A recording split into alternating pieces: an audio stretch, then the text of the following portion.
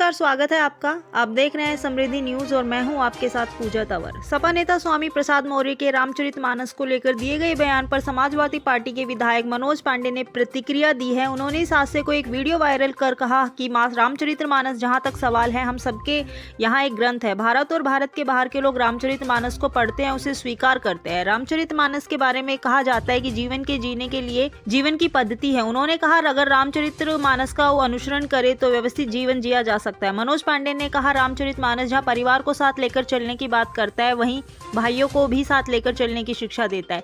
रामचरितमानस पत्नी के साथ कैसे रहना चाहिए, माता और पिता का सम्मान किस तरह करना चाहिए, यह एक उदाहरण है। उन्होंने रामचरितमानस की एक चौपाई का उद्धरण करते हुए कहा, जाति पाति कुल धर्म बड़ाई, धन बल परिजन गुण चतुराई, भक्तिहीन सोई कैसा, बिनु जल बारिश देखे ही जैसा। उन्होंने कहा कि हम सम्मान तो बाइबल का भी करते हैं, कुरान का भी करते हैं, सभी धर्मों का हम सम्मान करते हैं। उन्होंने वायरल वीडियो में कहा, एक उदाहरण रामचरितमानस में है जहाँ श्री राम ने जातिवादी को दूर रखते हुए शबरी के झूठे बेर खाए। उन्होंने कहा, कहीं ना कहीं यह उदाहरण है। मनोज पांडे ने वायरल वीडियो में स्वामी प्रसाद के बयान पर प्रतिक्रिया करते हुए कहा, रामचरितमानस को लेकर बयान देना उचित नहीं है। अभी के लिए बस इतना ही।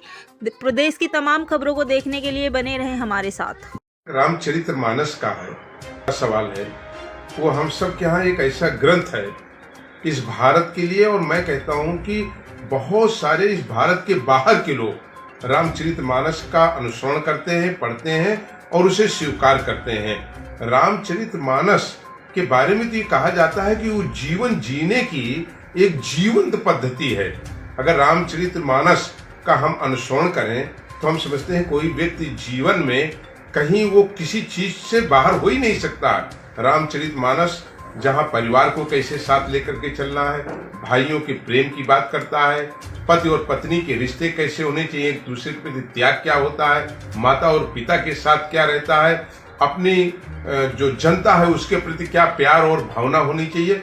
और रामचरितमानस की ही एक चौपाई में लिखा है कि जाति पाति कुल धर्म बड़ाई, धन बल परिजन गुण चतुराई, भगत हीन नर सोहे कैसा, बिनु जल बरदी देखें जैसा। अब ये देखने की अलग अलग बात है। हम सम्मान तो बाइबल का भी करते हैं, हम सम्मान कुरान शरीफ का भी करते हैं, हम सम्मान गुरु ग्रंथ का भी करते हैं। ये भारत है जिसमें विभिन्न धर्म और जात वर्ग के लोग रहते हैं, विभिन्न धर्मों को मानने वाले लोग हैं। लेकिन अगर हम इन सारे ग्रंथों की तुलना करें तो कहीं ना कहीं सारे ग्रंथ सबको साथ लेकर के चलने का, सबको सम्मान देने का और सब में प्यार और ममता भरने की बात करते हैं। और सबरी कहीं ना कहीं एक बड़ा उदाहरण है।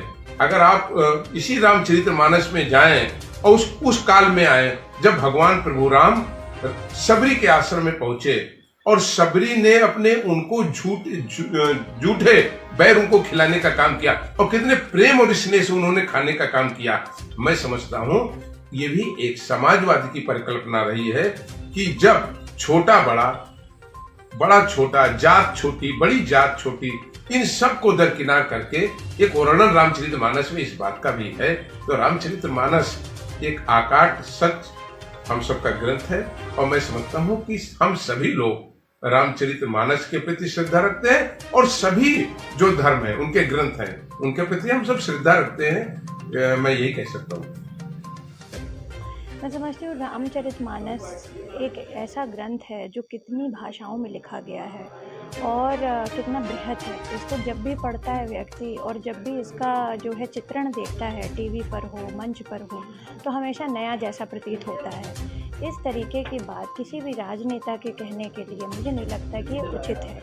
और इस तरीके की मानसिकता रखना रामचरितमानस के बारे में, ये बहुत ही निकृष्ट मानसिकता है। ये अपने आप के चरित्र के बारे में वो दर्पण कर रहे हैं। और मैं समझती हूँ कि राम जी ने बहुत बड़ा उदाहरण दिया था जब उन्होंने सबरी के बेर खाए थे और वो भी झूठे बेर खाए थे।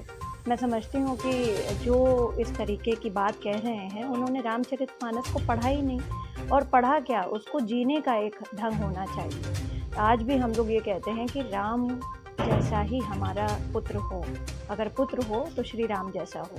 तो इस तरीके की बात कहना प्रभु के बारे में ये अच्छी बात नहीं है। और राम भारत का चरित्र है, राम सब धर्मों का है। राम की बृहत्ता के बारे में बड़े बड़े लोगों ने कहा है।